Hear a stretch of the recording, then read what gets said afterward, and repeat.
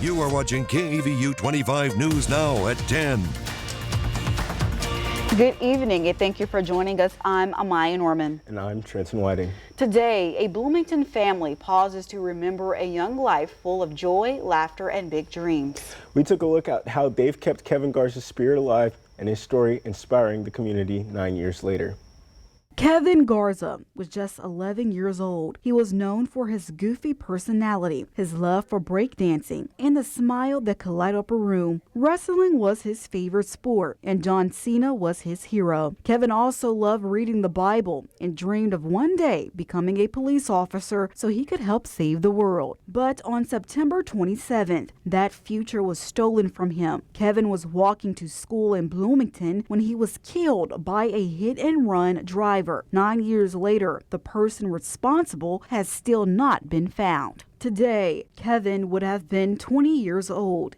Kevin's family continues to find ways to keep his memory alive. Each year, his grandmother stands along Rio Grande Street holding a sign that reads, "Justice for Kevin." I do this every year around the same time because I want Kevin to have his justice. We need to find out who did this for Kevin. And I will continue doing it every weekend. A reminder of the family's determination to seek answers. The grandmother, I do it because I loved Kevin so much, and family is everything. And I know that Kevin would be doing something like this for us if anything would have happened to us.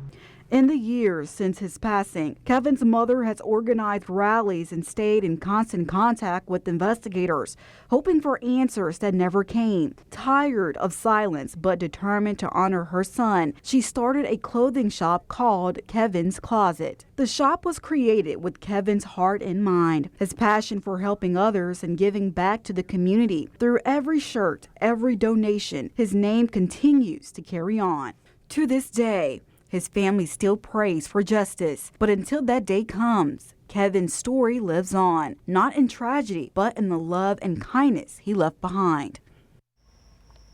Well, related to that story, that'll bring us to your viewer poll for today. We ask you what would make walking to school safer in your community: more crossing guards, better sidewalks or crosswalks, police or school patrol presence, a community watch, or parent volunteers. And in the lead, we have 67% for police or school patrol presence. And obviously, this is an extremely sad situation, definitely want to be prevented. But thank you so much for participating in our viewer poll. You can still do so by coming to crossroadstoday.com/vote. Yes. Now let's go to Trey Mining with the first look at our forecast. Trey, the weather was kind of up and down for me. In the morning it was cool, Right. And then later on it got hot. So give us any update of if there's any cool fronts coming this week. No, afraid not. Look like we kind of stuck in the same pattern, which is okay. It's a little bit drier out there, so it feels a little bit more tolerable during the afternoon especially. Waking up, there's some cool mornings with lows in the 60s. We'll take that. Current temperature outside right now is 73 degrees. Humidity still quite high, 76%. With east-southeasterly winds near 5 to 10 miles per hour, kind of alternating from north to south, with dry air trying to move on in, which will give us cool feel to the morning time for the next several mornings. Nothing on the radar, keeping it only on the dry side for the time being. Will any rain headed our way this coming up week? Well, maybe so at some point. We'll give you the details on that later on in the full forecast to come. Back to you guys. Well, the state approves $562 million in Texas Energy Fund loans for a power plant near Baytown. To read this full Texas Tribune article, visit crossroadstoday.com.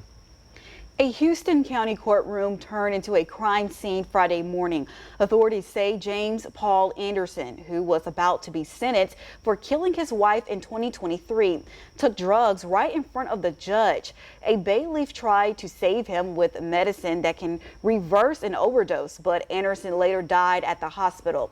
Anderson was a former middle school teacher accused of killing his wife, Victoria, inside their home in Kingwood while their young son was there. He let the child go, but then stayed in a standoff with the police for 5 hours. Now investigators are trying to figure out how Anderson was able to bring drugs into the courtroom. Attorney General Pam Bondi says she's sending Justice Department agents to ICE facilities across the country to protect agents and federal property. In a post on X Friday, Bondi said she's also instructing the Joint Terrorism Task Force to disrupt and investigate those involved in domestic terrorism. This comes days after a shooting at a Dallas ICE field office.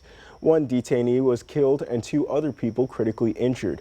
At least 4 attacks or threats have occurred at ICE or Border Patrol locations in Texas this year. This is not the first time the Trump administration has diverted personnel to assist ICE efforts. And President Trump today announcing he's deploying National Guard troops to another American city, this time Portland, Oregon. He already ordered deployments in Los Angeles, Washington, D.C., and Memphis, and has threatened to send troops to other blue cities. Here's ABC News senior White House correspondent Selena Wang with the details. President Trump today announcing he's directed Secretary of Defense Pete Hegseth to provide all necessary troops to Portland, Oregon, and to any other ICE facilities facing threats. The president writing on his social media site, Truth Social, he's authorizing full force if necessary. We're going to go into another place and straighten it out. Unbelievable what's going on in Portland. The destruction of the city. Oregon's Democratic Governor Tina Kotek releasing a statement in response saying she's been provided no information on the reason for the military mission, adding there is no national security threat in Portland. Our communities are safe and calm. The city's mayor Keith Wilson also releasing a statement saying, like other mayors across the country, I have not asked for and do not need federal intervention. Attorney General Pam Bondi in a post on X today said she's deploying DOJ agents to ICE facilities and where ICE comes under siege. Anyone who threatens or assaults our federal officers will be arrested and charged federally, not in some liberal state court. Yesterday in Chicago, protesters clashed with federal agents outside the ICE processing center there. Earlier this month, the president threatened to send troops to Chicago, but that deployment has not happened. The president, of course, also deployed the National Guard around Washington, D.C. over the summer, where he has unique authority over the district. National Guard units in states report to their respective governors.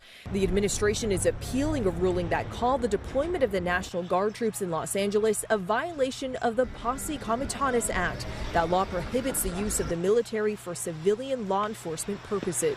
Selena Wang, ABC News, Washington. After more than 3 decades, investigators say they have identified a suspect in Austin's infamous yogurt shop murder.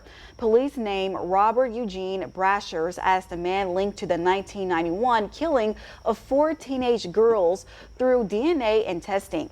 He was tied to other violent crimes across the Southeast before dying by suicide in 1999 standoff with police. The murders of Jennifer and Sarah Harbison, Eliza Thomas, and Amy Ayers shocked Austin. Much of the evidence was destroyed when the yogurt shop was set on fire.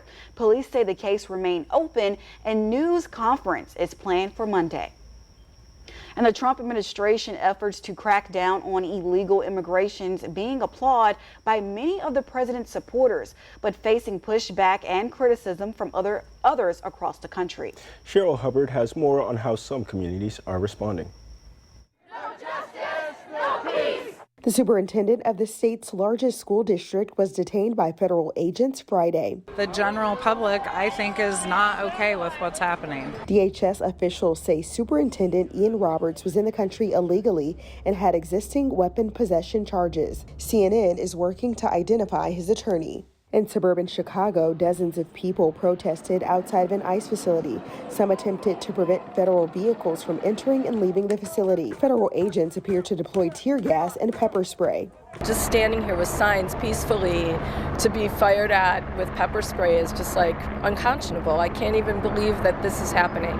In New York City, another incident caught on camera Thursday. An ICE agent appears to shove a woman into a wall and then push her to the ground at an immigration court. After taunting her with a response of adios, adios, suddenly that agent threw her to the ground. The kids began to cry, traumatized by the sight of their mother being assaulted in a government building. And when she was released, she said, in Ecuador, they beat us there too. The agent has since been relieved of his current duties, according to the Department of Homeland Security. In a statement Friday, it said the officer's conduct in the video is unacceptable and beneath the men and women of ICE. I'm Sherelle Hubbard reporting. Victoria first responders are kicking off National Night Out with their annual kickoff party at De Leon Plaza. The park was packed with local residents supporting police and fire departments in Victoria. The kickoff block party began at 5 p.m. and was open to the public to gather as much of the community as possible. National Night Out events are usually more intimate, held in neighborhoods and households. Officer John Turner says National Night Out is a great way to build a relationship between the community and first responders. National Night Out, it's an awesome event. We get out and we get to interact with the community under positive circumstances. You know, we get to meet the people that we serve on a regular basis. They get to meet the police officers, firefighters, other city and county officials. So it's all about building community. But here in Victoria, we're blessed. We have an awesome community. And like I said, you can see what type of community we have. They're very supportive of us and we support them. National Night Out is on the first Tuesday of October this year on October 7th. For more on today's news story, come to crosspresstoday.com. Don't forget to submit your birthday wishes. Carolina Estrain and Parker Cox will read them live on 25 News Now Sunrise. You can also submit a local military hero so we can recognize them. The clock is ticking on government funding. The latest on the Capitol Hill showdown coming up. Let's take a review of the day. 91 degrees was the daytime high, low 65 degrees. Nice and cool early in the morning time. We'll repeat that again. Above normal, a few degrees from our normal high and low. 101 back in 2005. You see there's nothing like that expected for us here. Above normal rainfall for September and for the year. More rain headed our way? Eventually, yes. We'll tell you that coming up in the full forecast.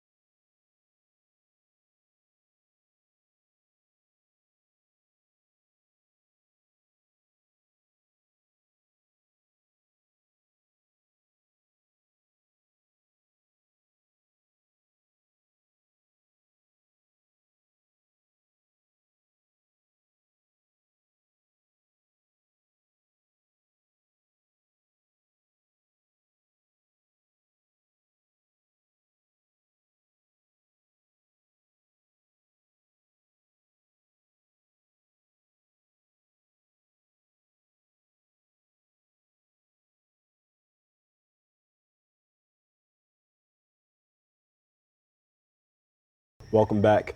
Lawmakers have until late Tuesday to pass a spending bill or face a government shutdown. As leaders battle over funding, federal workers worry about possible layoffs.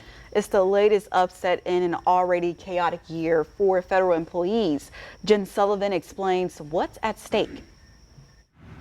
Time is running out for lawmakers to pass a spending plan and avoid a government shutdown. They have until 11:59 Tuesday night, or the government will shut down on Wednesday.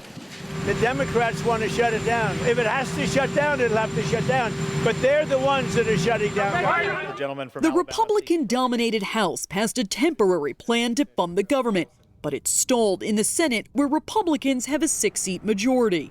Mr. President, if you're watching television, shut it off and come sit down and negotiate with us. Many Democrats are refusing to back down unless lawmakers extend Affordable Care Act subsidies that lower the cost of health insurance for millions of Americans. We will not support this partisan Republican spending bill because it continues to gut the health care of the American people. Further complicating the looming shutdown, the White House Budget Office has directed federal agencies to use this opportunity to prepare sweeping new layoffs, according to a memo obtained by CNN. Earlier this year, the Trump administration and Elon Musk's backed government efficiency team known as DOGE fired thousands of federal workers to help cut spending. The directive is spreading widespread fear. One federal employee telling CNN, quote, "This kind of treatment is inhumane. I don't even know how to prepare for the complete unknown."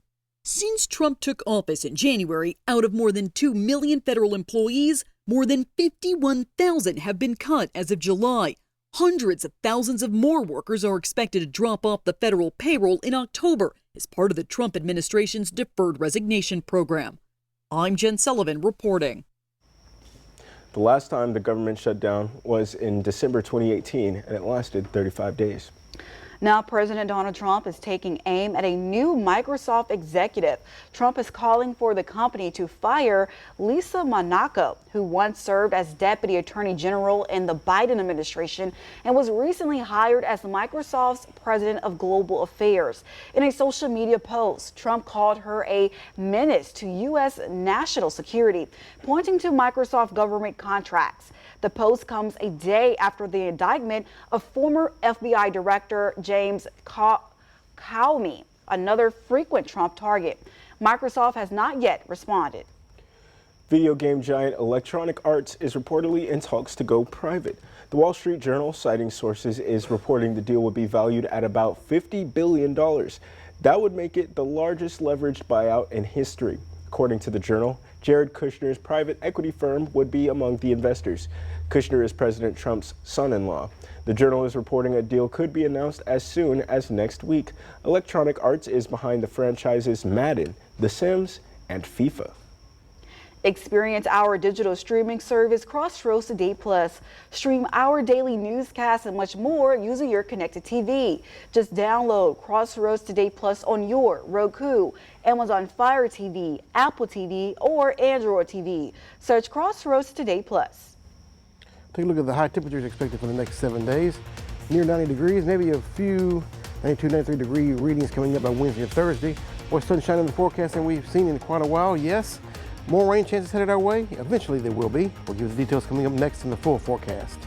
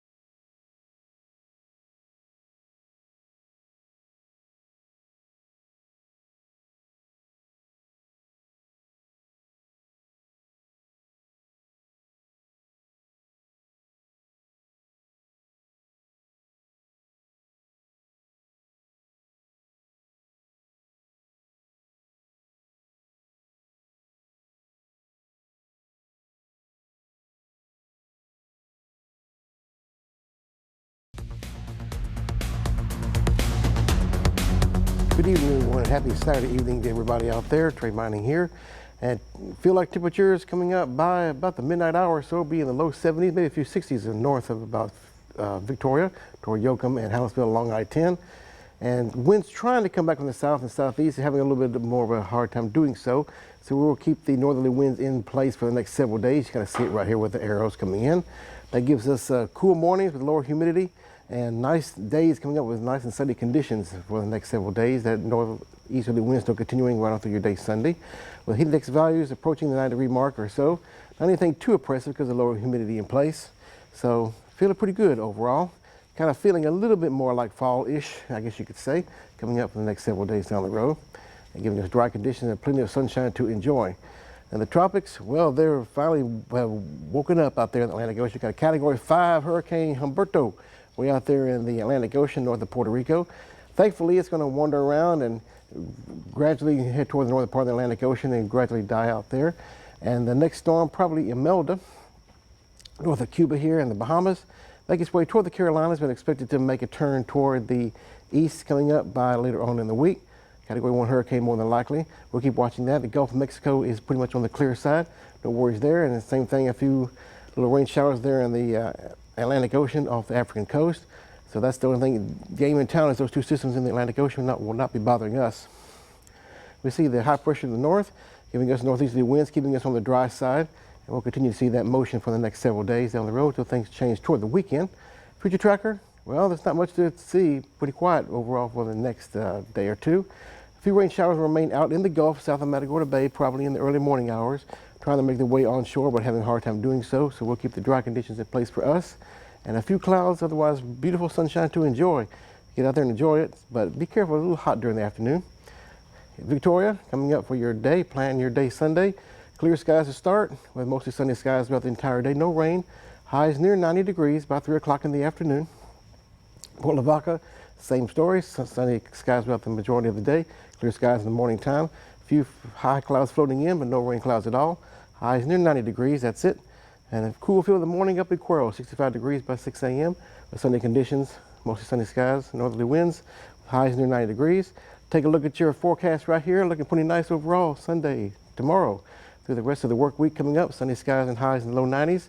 Lower humidity make it feel a little bit more tolerable. Maybe some return moisture coming in by Friday and Saturday with a few rain showers by then. Lows in the 60s, feeling nice. Highs in the 90s out there, so otherwise make it a nice week coming up because the weather's definitely going to be agreeing with us.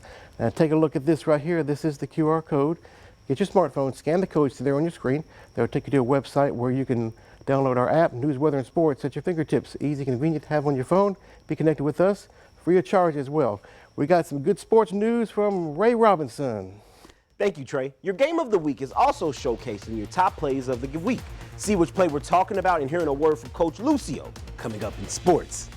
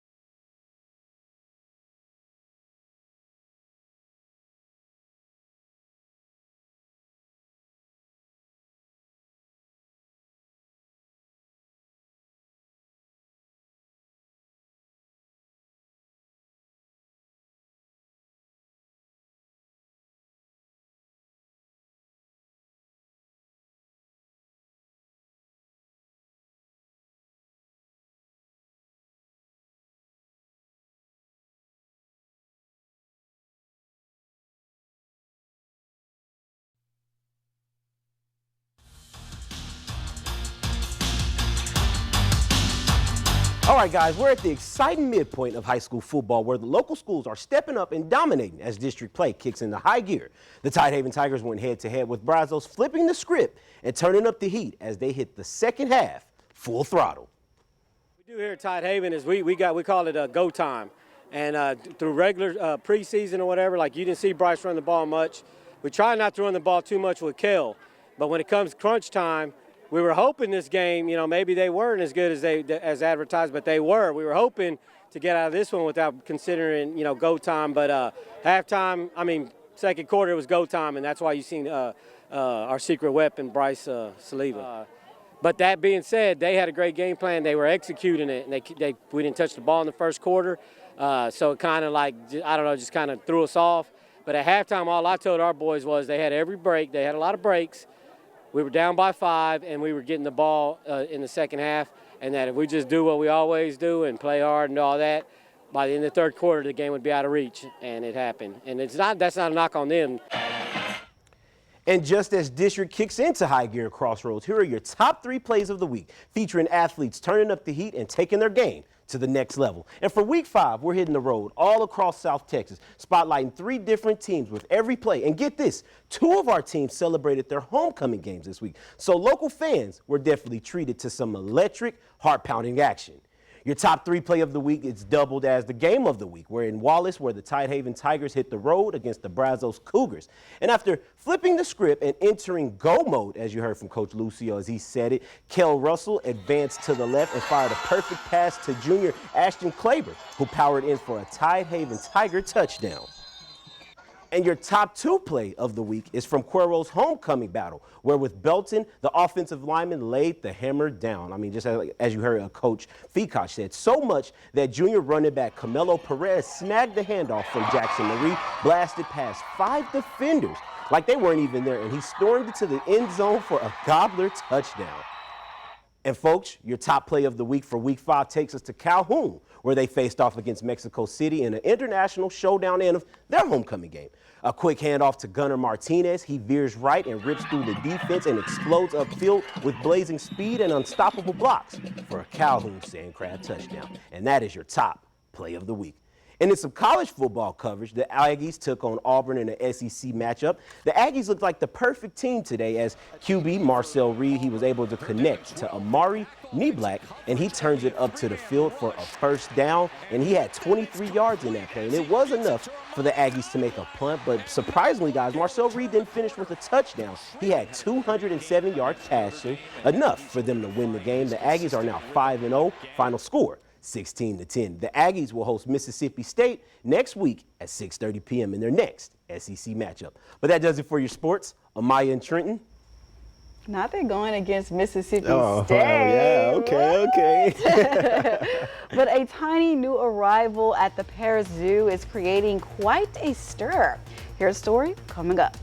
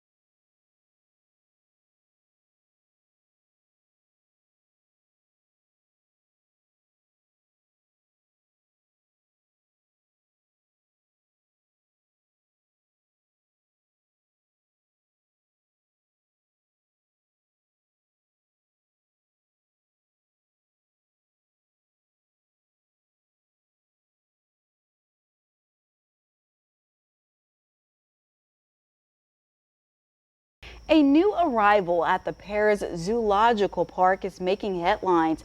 A giraffe calf was born September 12th, the first at the park since 2019. The female calf weighs about 97 pounds and stands just over 3 feet tall. She joins a group of 10 adult giraffes inside the park. Zoo officials call the birth symbolically important, saying it marks the 160th giraffe born at the facility since it opened in 1934. Wow. The birth is being called a real victory for conservation. Her name has not yet been announced. That's really cool. Wow, you saw how like in the beginning her little neck and head. Yeah, yeah. So baby cute as can be. I guess so. I guess so. A cow, a baby cow. Yeah. Well, some other animals like Oh, Yeah, we're not going to do that to ourselves on here. We're not. So how's the weather going to be looking, Trey? He said, well, stick our necks out here. Like a giraffe. No, not really. All right, nice and sunny for the next several days. Right on through most of the work week, including your day tomorrow. Some rain chances maybe by Friday and Saturday, highs near 90. Feeling comfortable with cool mornings, lows in the 60s. Nice and cool. At least we're going to get a little cool. It feels like fall. Not a lot, but it's a start. But yeah, thank you for joining us. Yes, we hope to see you back here Sunday between 5 News Now weekends at 5:30. Have a great night.